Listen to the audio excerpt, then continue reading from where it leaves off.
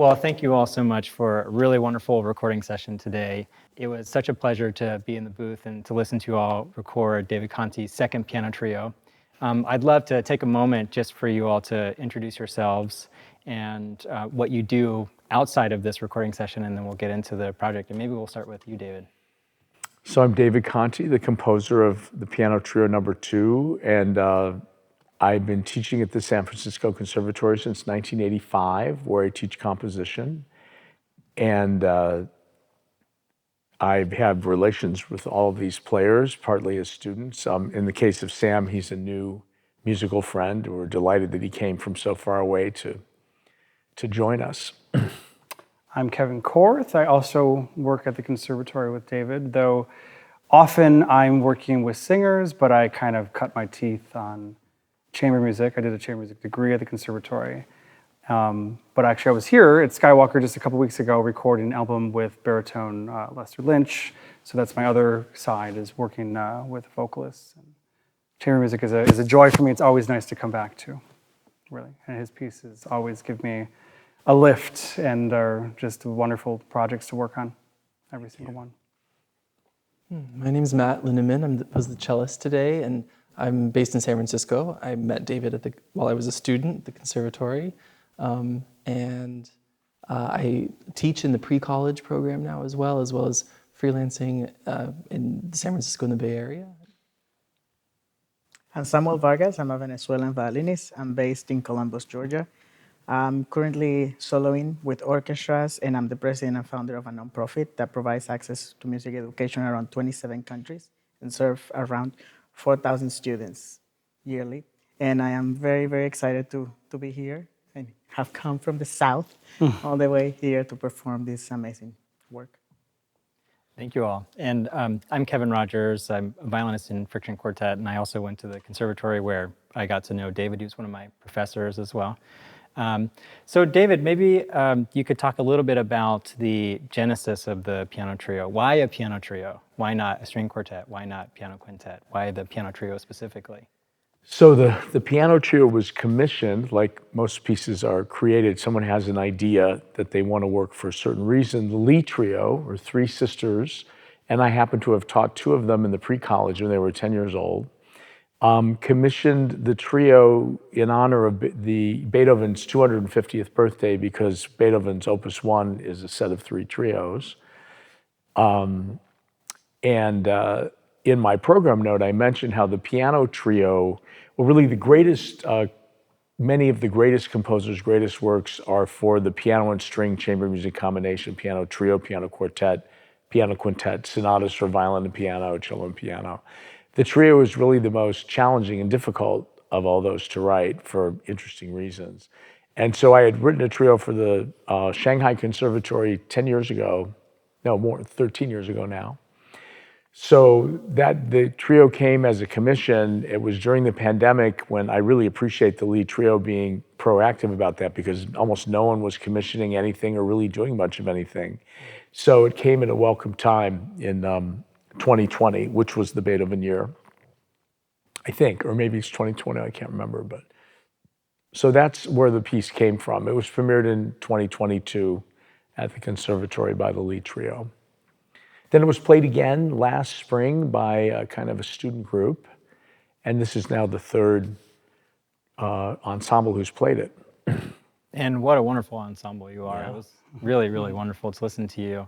So I'd love to hear your thoughts about playing in a piano trio versus playing in other kinds of chamber ensembles. I'm very familiar with how difficult it can be, especially as a violinist myself, to project and to find balance and beauty in a piano trio. But I'm curious what your thoughts are playing in a piano trio. Yeah, it's very different than a string quartet, for instance, and even than just a cello sonata where it's just one string player. It's an interesting balance to find with both of our bows and our left hands having to play in tune and find the right strokes that express the music. But it's also a really nice blend of soloist playing. It's like the thing with piano trios people say a lot is like it's 3 soloists coming together, but it's still chamber music. So it's finding really how to express music together, and I think feel the pulse and the phrase of the music together. So that's a unique kind of specialty of the trio. That's nice. And Sam, you have quite an extensive resume playing as a soloist, and you won the Sphinx competition, if I recall correctly. Can you comment a little bit about the skills that you developed being a soloist and how that translates to playing a piano trio? Well, I think that when you play with a monster of a symphony orchestra, you have a lot of people accompanying you, and you are between the concertmaster and the conductor. The soloist also develops the skill of listening and being a part of what the orchestra is playing. I am a great believer that the soloist is not just playing the solo part accompanied by an orchestra. Tchaikovsky Violin Concerto is not written just for the violin. The orchestra is a part of the magic that happens with the violin. So when we understand that we are a part of an ecosystem and it's not an isolated item, and I sit here, it's funny that you mentioned these aspects of projection and sound and blending. And the first thing I did was I want to listen. I want to see what I can get from you, what I can get from you, and then I'm going to put out what I have. And then there is when we make these decisions. Is it too much? Is it too little? Is it going this way? So I think that having that opportunity is really great, because everything comes from what comes to our ears. And like we said, we play for the listener, but the first listener is ourselves. Yeah, I love that. Kevin, I'm struck by your lyricism when you are playing this piano trio. And I have this intuition that perhaps this comes from your extensive years of playing with vocalists. Yeah, had you asked, that would have probably been my comment about this.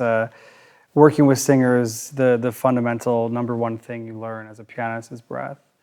And just that every phrase is on a curve, every rhythm is on a curve. And what's tricky about a piano trio for me is the piano has a very direct attack, and strings have a very indirect attack sometimes. And a singer might have a consonant before the vowel speaks, and you're trying to time it with the vowel, so you have a little bit of a cue before you're supposed to hit the attack, whereas there's something more dangerous, I feel, about a piano trio, especially with all the tempo changes in David's score, where you're trying to basically feel a retard together. You can't just wait for the beat that you expect to be there. You kind of just have to feel it and know, and trust is the word that Sam used before. Trust that everyone's on that same grid and that same breath, and you breathe together as a trio. Yeah, well, it was very clear that you all are breathing together and playing really beautifully. So thank you very much for that. Yeah.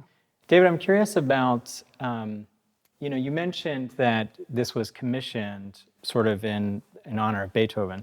And when I was reading the notes in the score, it talked about each movement being kind of an homage to a different composer. So I'd love to hear your thoughts about how past composers have inspired you and inspired this piece in particular.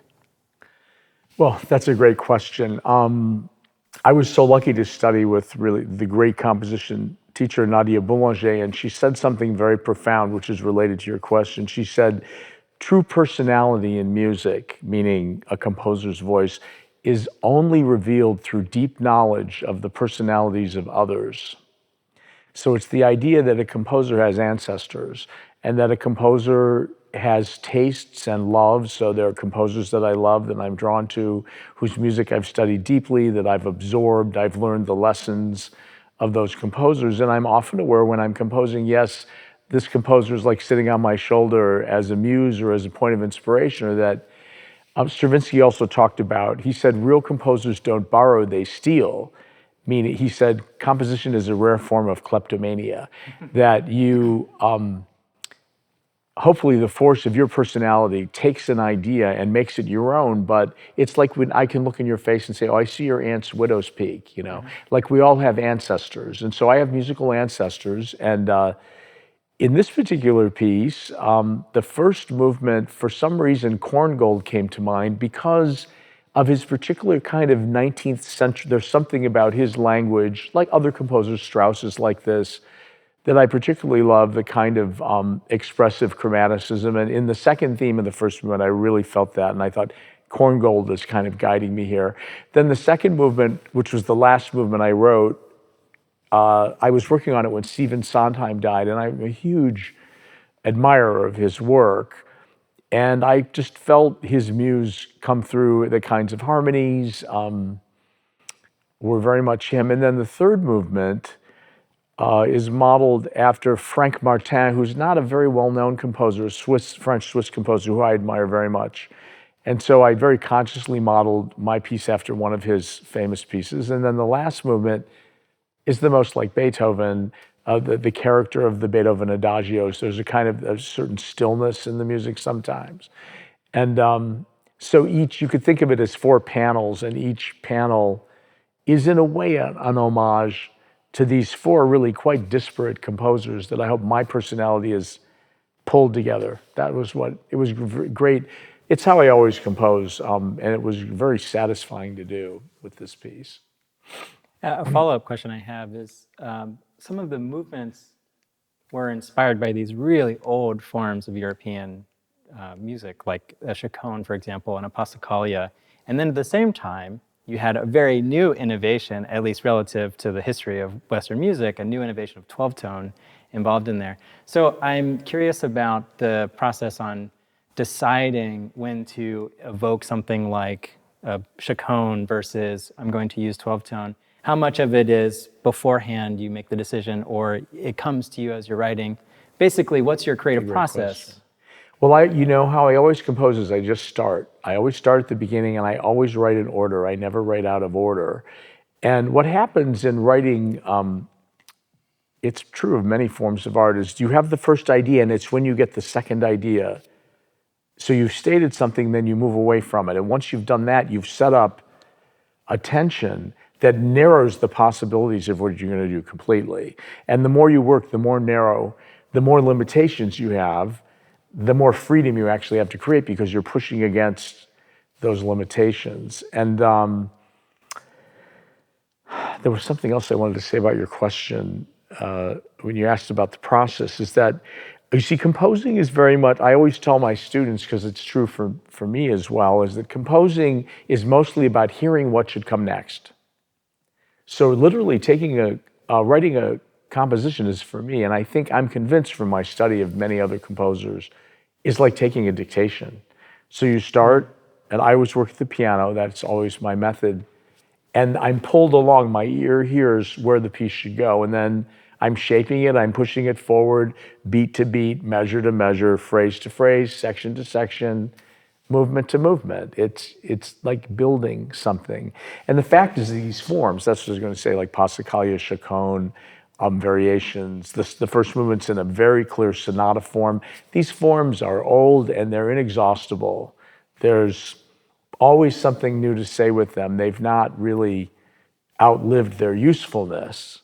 They still are fresh to me. And of course, if I don't know how many, I maybe know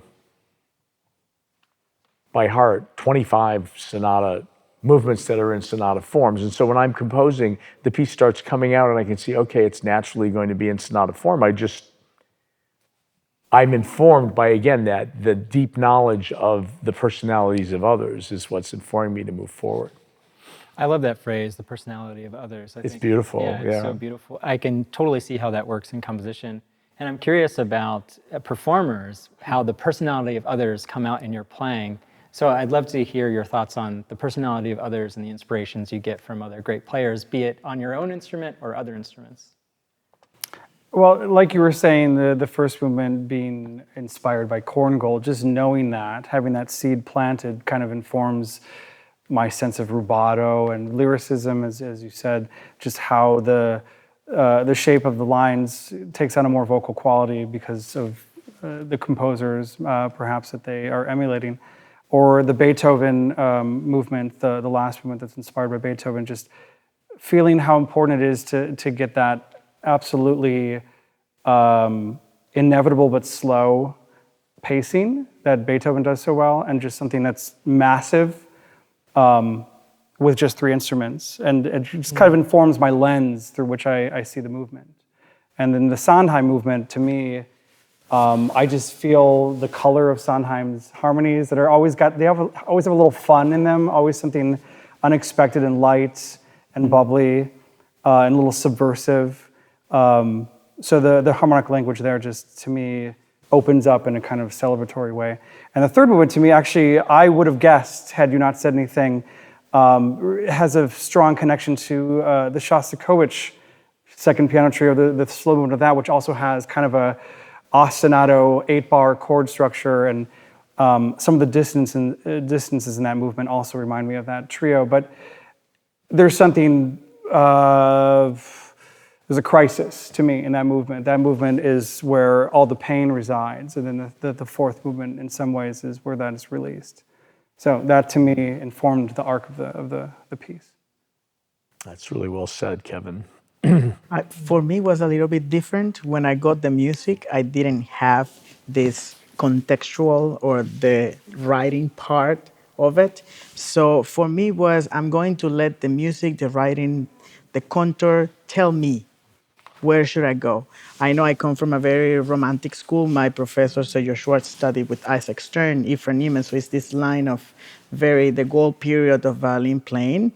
And myself, I'm very known for this type of things that have been generationally passed down from one to other. So when I play this music, I am aware that this is a living composer, and I hear so many romantic lines, so many things. So it tells me I have a beautiful window. It's like this palette of colors of so many things I can do, and I was just waiting to come here and see how much can I do, how much is too much, what is within. Then of course, when we hear Krongo, of course, violin concerto, all of these things. Then I have this, because I've played the pieces, so it's like, oh, great. So then we know all of these things, Beethoven concerto, very, you know, so the Chacon, the Elegy. So it's very informative, but I think that for me, not having that information before allowed me to go through the music in a very raw kind of format. It's like the staff paper is talking to me. So I'm not seeing the notes with any filter, with any understanding, because I was familiar with Maestro Conte music, but I've never played it. So it's like a completely different experience. And then, of course, you know, we get creative. Let's try this fingering. Let's try this bowing. Let's see how can we actually find what represents what he envisions. Because at the end, we are an instrument. We play instruments, but we become an instrument for the composer to be able to express this. And that's why in my education, I always put the composer first. And then my personality comes in easily, because at the end, who is playing? Us. So the personality comes out, but it comes out in that beautiful way because we understand where we are coming from. So I think that for me, that was really, really extraordinary. I think it would have been a bit different if I had that first page, or if I had looked on the emails and checked, because I only had the violin part. So that was really extraordinary for me. Yeah, that's what you brought up a really interesting point about just having the score and having something totally fresh. And when I play contemporary music, I find myself in the situation where I have no recording to check, there's no performance practice to rely on, and even though there's a great tradition informing the piece, it's still completely new. So how do you say that again? It's liberating, actually. Oh yeah, I'd love to hear more about. Yeah, and especially like coming from the opera tradition, where it's like, oh, this Joan Sutherland did these ornaments, and these are the ornaments you have to do. This is how it's always been done, or just the kind of rigid nature of some of the traditions, which can be wonderful too. And great artists have made great strides and impressions on these great works. But it's kind of nice to have something fresh. And there was a recording, I think, of the Lee Trio who played this earlier, but I purposely didn't listen to it. I thought, I know David's music. I've played so many pieces of yours. I can open the door fresh and just see what comes out and understand it in that way. And I find it liberating. Yeah, I agree with you.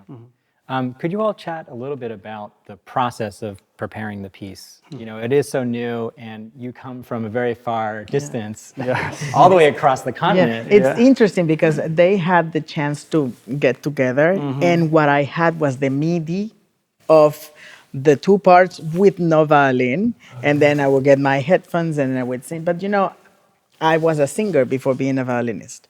So what I did was singing my part while I was listening to. And the good thing about this is that it developed this possibility for me to play by memory. to do all of these things, to liberate myself from doing the part so that when I come here, then I can do what I said a few minutes ago.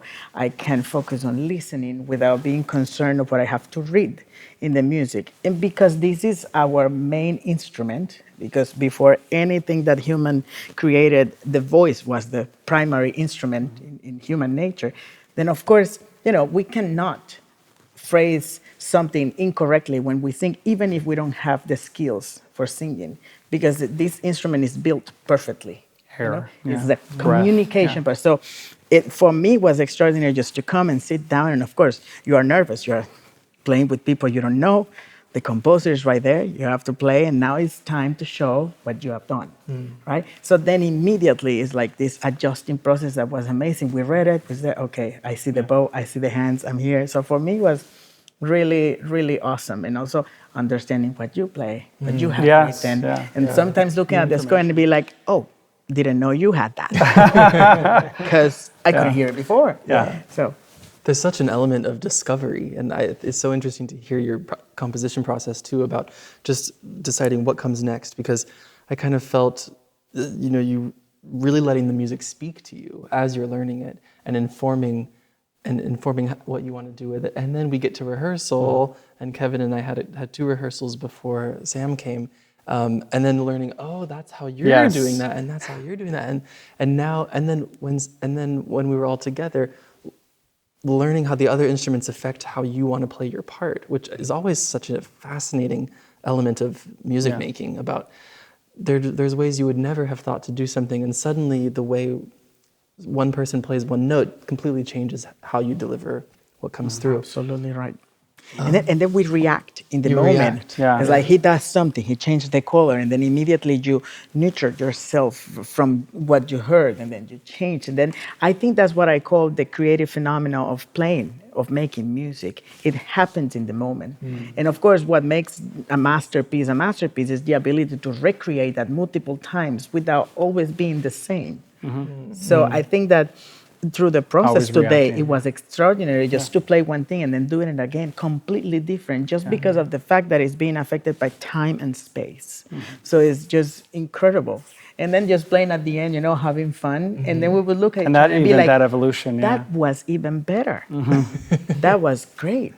So to me, it was really, really fascinating. And it's the first time for me to play it in this type of setting where I have to record a trio and it's chamber music. It's completely different from just recording a CD or doing sonatas or playing with an orchestra. It's like completely different thing. So I think it's just so important to have these experiences, because it creates this holistic view of what you become as a musician. And there is not just one way. This is a testament that there is not just one thing, one path. Because look what we were able to accomplish today, and all the opportunities that were given. So to me, that's fabulous. Yeah. I like your use of the word holistic and singing. You talked about being a singer first, and I remember conversations you and I have had, David, where you were talking about the curriculum for music students in a conservatory, and you mentioned how important it is for every student to be in the chorus, to sing, and this holism that you brought up. I'm also thinking about this comment you made today, where you think composers should play the piano so they can physically feel what they're working on. So I'm curious about how much you think the body is involved in making music and what the importance of that is for your work.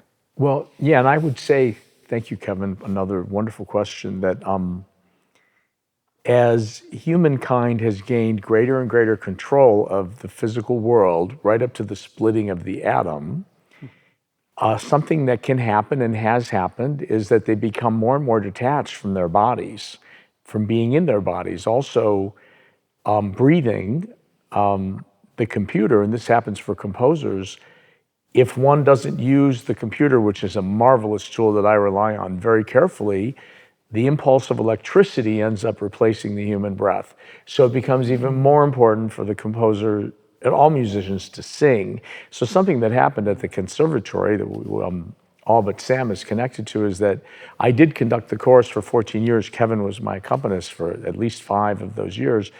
I partly with the help of other colleagues, made the chorus a requirement for all undergraduates had to sing in the chorus for 1 year, which still the composers have to do 2 years, because in our department we could maybe even make them do it 4 years, but we just thought 2 years was reasonable. So like Kevin, who's very experienced working with singers, I've written an immense amount of vocal music and was a singer from the age of 7 or 8, singing in choirs my whole life. And I know that my music is informed by the breath span. So, and the fact, this is why composers need to make music themselves, that music is made by human beings in their bodies. And therefore, we have to physicalize our experience with making music. And the thing about the keyboard is that music exists in 3 dimensions. I'm to say something I love to say, because I think it's a very succinct way of describing what's happened to a lot of music being written now, is you have counterpoint, which is all the lines working together. In much music, the rhythmic counterpoint is layered rather than interactive. It's like, okay, here's your line, here's your line, here's your line. They don't do this. And the only way to really write counterpoint that is interactive is you have to have made it with your own body. So when you have to play a Bach fugue, and imagine for the organist who's using their feet as well, when you're playing any music at the keyboard is, again, in 3 dimensions. And so this is a really important part of a composer's training. Singing, I always liked Bach as a model. What did Bach do? We know he was a boy chorister. He played the violin. I don't know how well, I think quite well. And he was a phenomenal organist. I mean, Handel was even afraid to have Bach hear him play the organ, because they didn't have Bach had immense pedal technique. So those 3 things, keyboard playing, singing, and string playing, really can become the foundation for training composers. Yeah, wonderful. And here it comes all together in something like a piano trio.